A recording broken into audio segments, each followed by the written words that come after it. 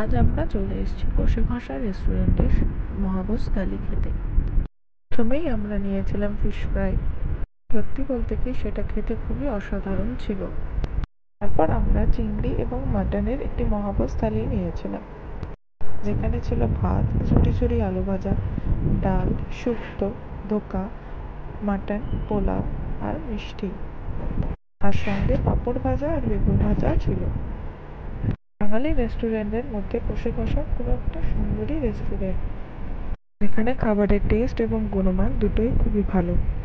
গরম ভাতে ডালের সাথে পাঁপড় ভাজা দিয়ে, ঝুরি ঝুরি আলু ভাজা দিয়ে, বেগুন ভাজা দিয়ে খেতে কারই না ভালো লাগে।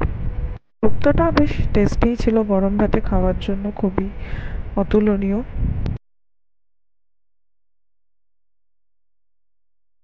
কটা খাবারেরই অসাধারণ টেস্ট ছিল।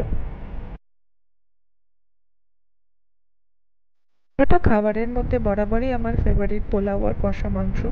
যথারীতি পোলাও আর কষা মাংসটা অসাধারণ লেগেছে, তার সাথে চিংড়ির যে আইটেমটা ছিল সেটাও খুবই দারুণ খেতে লাগছিল পোলাওয়ের সাথে।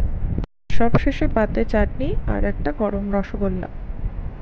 দারুণ একটা অভিজ্ঞতা।